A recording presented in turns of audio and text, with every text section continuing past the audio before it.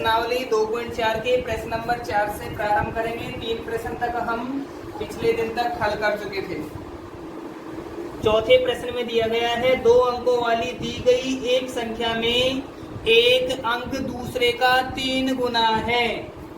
एक अंक दूसरे का 3 गुना है तो मैं एक की जगह ले लेता हूं, माना दूसरा अंक x है, माना दूसरा अंक x है। पहला अंक 3 गुना,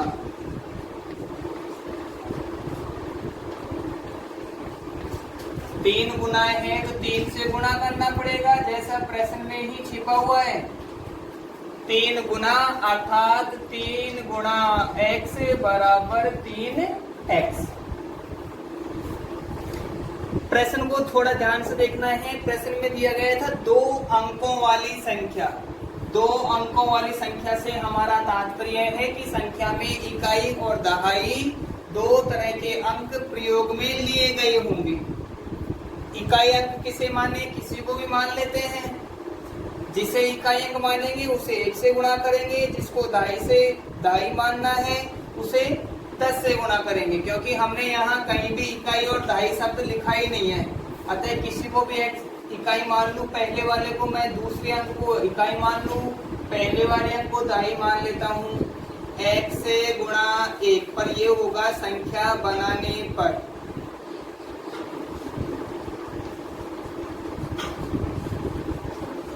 संख्या बनाने पर x को मैंने इकाई अंक माना इसीलिए 1 से गुणा कर दिया। 3x को मैं दहाई अंक मान रहा हूँ, 10 से गुणा कर दिया। x एकम x और प्लस 3 दहाई 30x जो कि 31x के बराबर प्राप्त हुआ।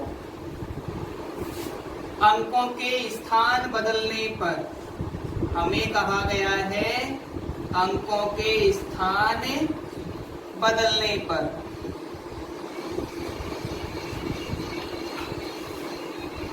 अंकों के स्थान बदलते हैं। पहले जो इकाई था इसे अब दहाई बना देते हैं, पहले ये वाला दहाई था इसे इकाई बना देते हैं। अंकों के स्थान बदलने पर 3x को अब की बार इकाई बना देंगे, 1 से गुणा करना है। x को दहाई बनाएंगे, इसको 10 से गुणा करना है। 3 एकम 3 और 10 एकम 10। 3x को 1 से गुणा किया 3x, x को 10 से गुणा किया 10x, 3x और 10x मिलकर हो गए 13x। प्रश्न में आगे कंडीशन दी गई है, अंक बदलने स्थान बदलने पर प्राप्त संख्या को दी गई संख्या में जोड़ने पर 88 प्राप्त होता है। जो नई संख्या प्राप्त हुई है उसको पहले वाली संख्या में जोड़ने पर 88 प्राप्त होता है। संख्याओं को जोड़ने पर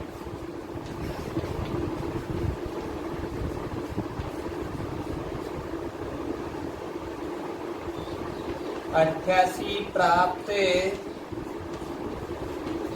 होता है।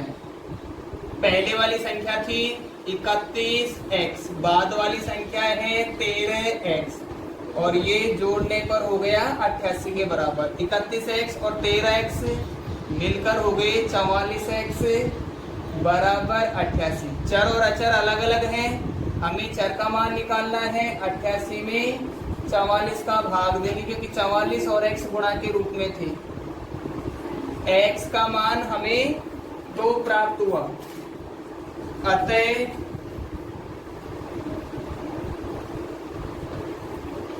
पहला अंक 3x बराबर 3 गुणा 2 अर्थात 6। दूसरा अंक x बराबर x का मान था 2, तो संख्या हो गई, संख्या बराबर एक बार तो 26 और बदलने पर मिलेगी हमें 62। 26 और 62 दोनों को जोड़ते हैं 88 ही प्राप्त होता है। अगला प्रश्न नंबर 5, सोबो की माँ की आयु की 6 गुनी है। सोबो की माँ की आयु सोबो की आयु की 6 गुनी है, अर्थात सोबो की आयु को यदि 6 से गुणा कर दिया जाए तो सोबो की माँ की आयु हमें प्राप्त हो जाएगी। तो हमें लगा दे माना सोबो की आयु, माना सोबो की आयु x वर्ष है, माँ की आयु 6 गुनी,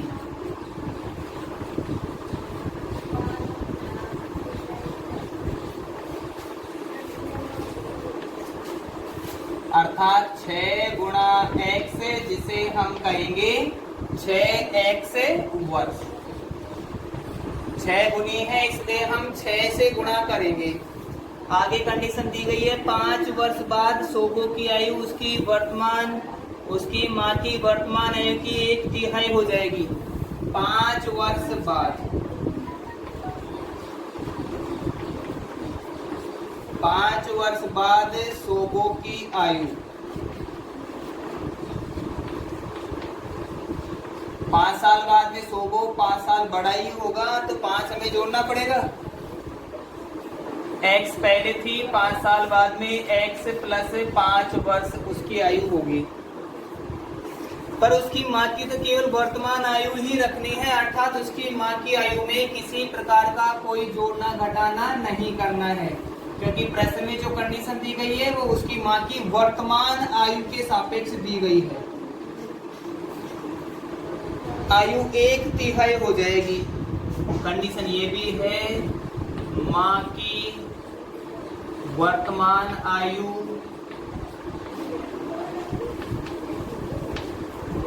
1/3 हो जाएगी।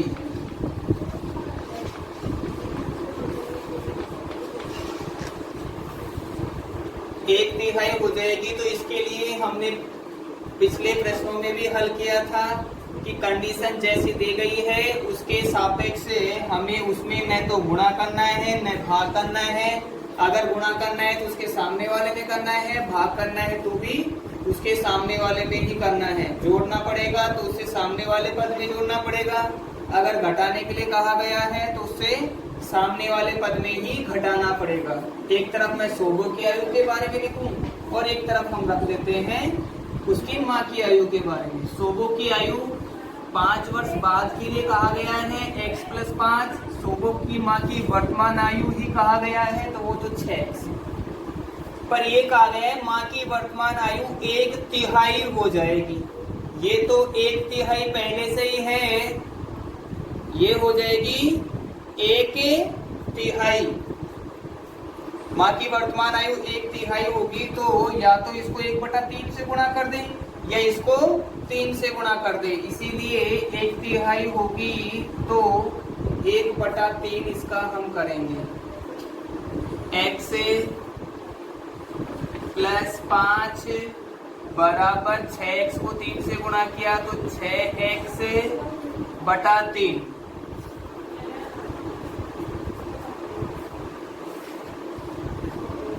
x उधर से 3 को यहाँ लेके आऊंगा तो गुणा में होगा। x + 5 गुणा 3 बराबर 6x, क्योंकि 3 यहाँ भाग में था, इधर आया तो गुणा में बदल गया। और ये प्रक्रिया हो गई पक्षांतरण से।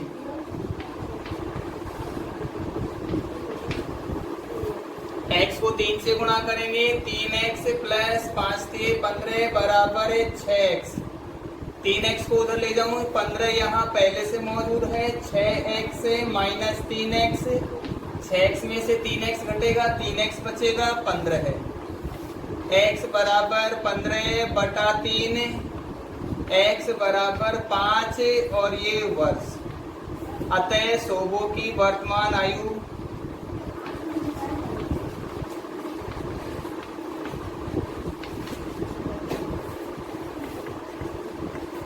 x बराबर 5 वर्ष। माँ की वर्तमान आयु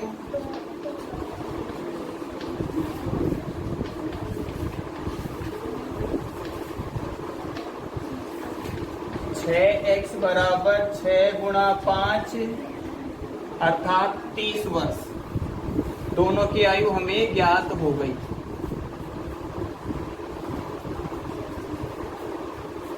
छठा प्रश्न है, महुली गांव में एक तंग आयताकार भूखंड विद्यालय बनाने के लिए सुरक्षित है। भूखंड को हम सामान्य रूप से प्लॉट के नाम से जानते हैं। भूखंड को हम प्लॉट के नाम से जानते हैं। इस भूखंड की लंबाई और चौड़ाई में 11:4 का अनुपात है। जब हमें अनुपात दिया गया है तो हमें x और y का प्रयोग अनुपात के सापेक्ष ही करना है। माना भूखंड की लंबाई एवं चौड़ाई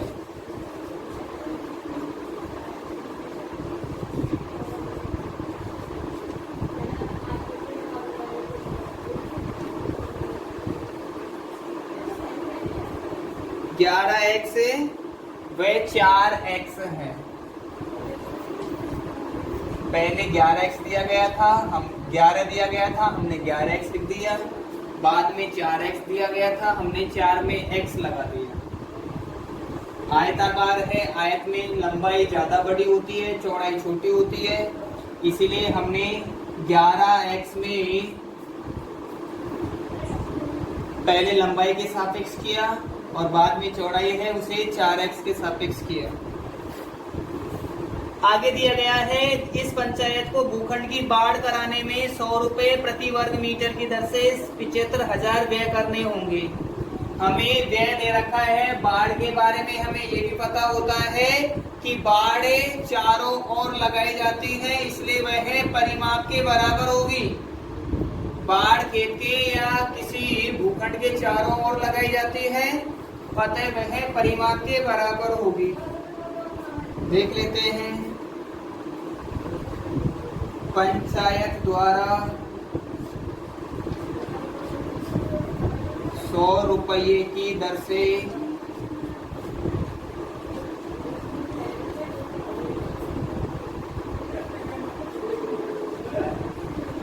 बाढ़ का खर्च बराबर 75,000 रुपये। बाढ़ का खर्च दिया गया है हमें 75,000 रुपये। पहले हम इसका बाढ़ कराने की योग्य जो भी क्षेत्र दे रखा है उस क्षेत्र के लिए 1 मीटर की दर है 100 रुपये। दर का मतलब है कि वो मीटर में है तो मीटर के सापेक्ष होगा, अगर वो किलोमीटर में होता तो किलोमीटर के सापेक्ष होता। 100 का भाग देंगे 75 में, हमें उसका क्षेत्र उसका परिमाप प्राप्त हो जाएगा। लगा दें, बाढ़ योग्य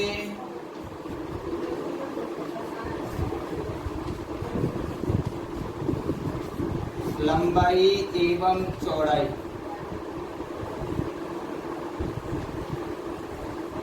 अर्थात परिमाप।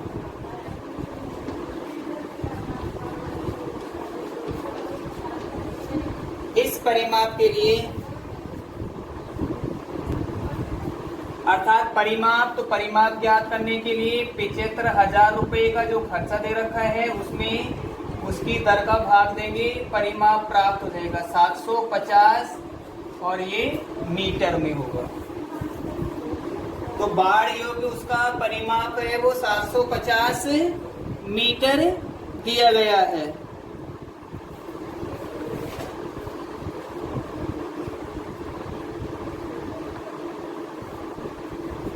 अब लगा दें,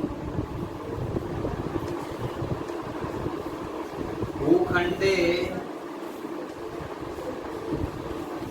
का परिमाप। परिमाप दे रखा है तो परिमाप का सूत्र लगाना पड़ेगा। अगर हमें क्षेत्रफल दिया गया होता तो हमें क्षेत्रफल वाला सूत्र लगाना पड़ता। भूखंड का परिमाप बराबर परिमाप के लिए सूत्र है 2 गुणा लंबाई प्लस चौड़ाई। परिमाप के नीचे परिमाप दे दिया जो 750 मीटर दिया गया था, बराबर 2 लंबाई की जगह 11x का प्रयोग करेंगे, चौड़ाई की जगह 4x।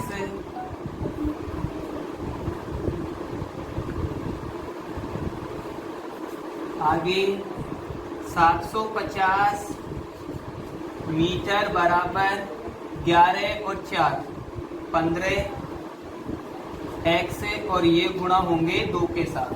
जैसे कोष्ठक होगा ये 2 के साथ गुणा होंगे। 750 मीटर अर्थात 15 दूनी के 30 x बराबर 750 मीटर। हमें x का मान निकालना है। x का मान निकालने के लिए पक्षांतर करना पड़ेगा। 30 वहां गुणा में था, यहाँ पक्षांतर होके आएगा तो भाग में कन्वर्ट होगा। 0 से 0 आसानी से काटी जा सकती है। 75 में 3 का भाग 25 बार ही जाता है और ये मीटर में था। 25 मीटर बराबर x का मान 25 मीटर आ गया। अतः अगर हमें लंबाई याद करनी है तो 11 के साथ गुणा करना पड़ेगा, चौड़ाई याद करनी है तो 4 के साथ गुणा करना पड़ेगा। अतः लंबाई 11 है, x बराबर 11 गुणा 25, 25 बाई 250 और 25 275 मीटर। चौड़ाई 4x बराबर 4 गुणा 25 बराबर 25 चौके 100 मीटर। तो लंबाई हो गई 275 मीटर और चौड़ाई हमें प्राप्त हुई है 100 मीटर।